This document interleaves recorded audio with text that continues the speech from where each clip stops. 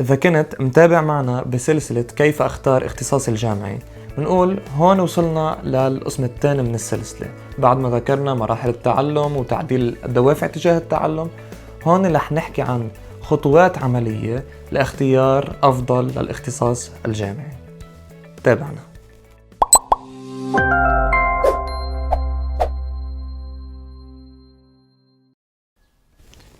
إذا منطلع على هيدي البصمة منلاقي إنه كل إنسان بهيدا العالم له بصمته الخاصة، وكل إنسان لازم يترك بصمته الخاصة بهيدا الأرض. الله خلق الإنسان لأجل إيجاد قيمة مضافة بهيدا الأرض. حتى تحقق هيدي القيمة المضافة وتترك بصمتك الخاصة لازم تتقن فن اسمه فن الاختيار. أهلنا من إحنا وصغار بفوتونا على المدرسة، منبلش نتدرج سنة بعد سنة لنوصل لهداك النهار اللي منصير نحن لازم نختار مسارنا واختصاصنا الجامعي. منبلش نسأل حالنا بعمل طب أو علم نفس، فوت علوم سياسية أو علوم اجتماعية، فوت على الهندسة أو على الفيزياء. منبلش نسأل حالنا كل هيدي الأسئلة. أنا رغبتي ما عندي رغبة بالطب، عندي رغبة بالفيزياء، بس ما أنا كمان بحب شي تاني. كتار من الطلاب بعيش هيدي المعاناة وبياخد قراره إما على أساس الواجهة الاجتماعية، وإما على أساس ضغط الأقارب والأهل، أو بوقت متأخر وضيق فما بيختار الشيء اللي بيحبه وبيرغبه، وإما لأنه ما عارف شو يختار فبيفوت أي اختصاص جامعي. قليل هن الأشخاص اللي بيختاروا الاختصاص اللي بيحبوه، الاختصاص اللي بيناسبهم، وبيختاروا عن وعي وعن خطة مدروسة. كيف منوصل لهذا الاختيار السليم وكيف منختار اختصاصنا الجامعي المناسب رح نحكي بهذا الفيديو مجموعة من الخطوات. خليكم معنا.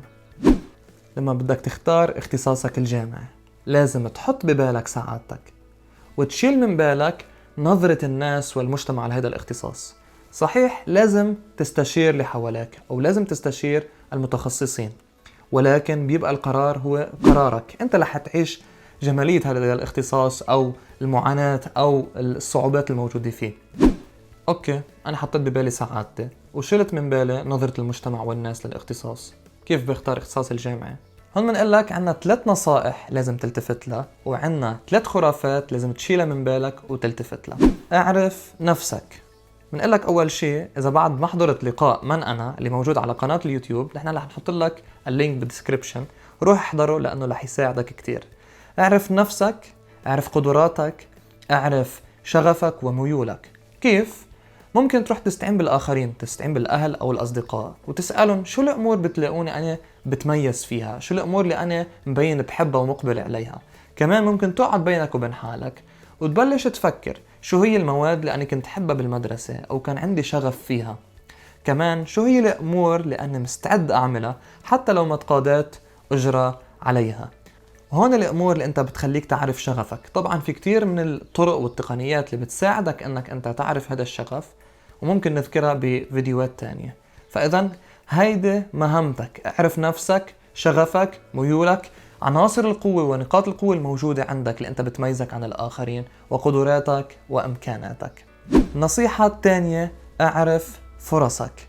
هيدي المرحلة رح تساعدك بصياغة طموحك بشكل واقعي.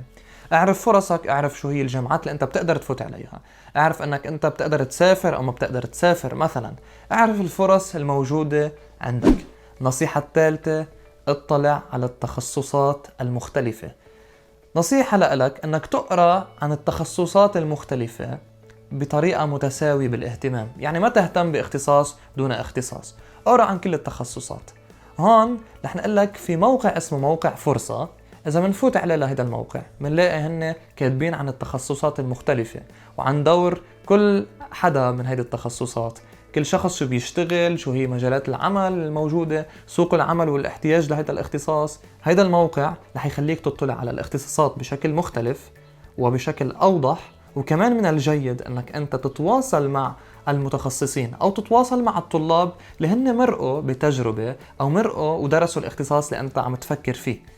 حتى في كتير من المبادرات هي عم تقعد مع أصحاب الاختصاص المختلفة كمان وتسألهم عن تخصصهم وعن تجربتهم بتخصصهم. هيدا كله فرع معرفة فرصك وأي جامعة بدك تفوت عليها. ومثل ما قلنا من الجيد تقرأ عن الاختصاصات المختلفة. بعد ما أنا عرفت نفسي وميولي وقدراتي، كمان اطلعت على الفرص الموجودة عندي. 3 قرأت عن الاختصاصات المختلفة. ببلش يبين معك شو هي الاختصاصات اللي انت بترغبها، شو هي الاختصاصات اللي بتوافق قدراتك وامكاناتك، شو هي الاختصاصات كمان اللي بتشبه ميولك او مثل ما نعبر بتشبهك. وهون رح نحكي عن الخرافات اللي انت لازم تتخلص منها. الخرافة الاولى انه في اختصاص صعب وفي اختصاص سهل. هذا الكلام بضيع كتير من الطلاب. الاختصاص الصعب هو الاختصاص المش مناسب لإلك، اللي ما انت ما بتحبه، اللي انت ما بترغبه، اللي ما بيوافق قدراتك. اما الاختصاص السهل هو الاختصاص اللي انت بتحبه، الاختصاص اللي بيوافق قدراتك وامكاناتك وميولك.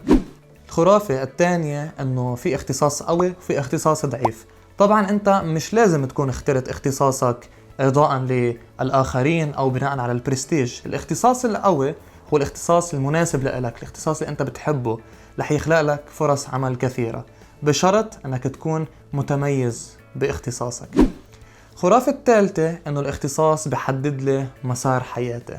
كثير من الناس بيصوروا لنا الاختصاص الجامعي او اختيارنا لمجال معين من الاختصاصات على انه هو سجن، هو حيكون كل مسار حياتك، وهيدي الفكرة خاطئة.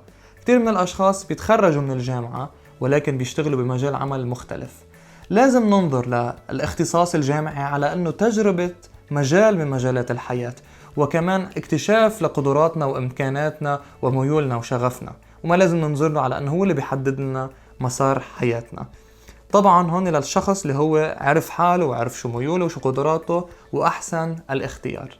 وهون بنكون عرضنا 3 خرافات لازم نتخلص منها، و3 نصائح لازم نلتفت لها اثناء اختيارنا للاختصاص الجامعي. اذا عجبك المحتوى ما تنسى اللايك، سبسكرايب ومشاركة المحتوى مع الاصدقاء.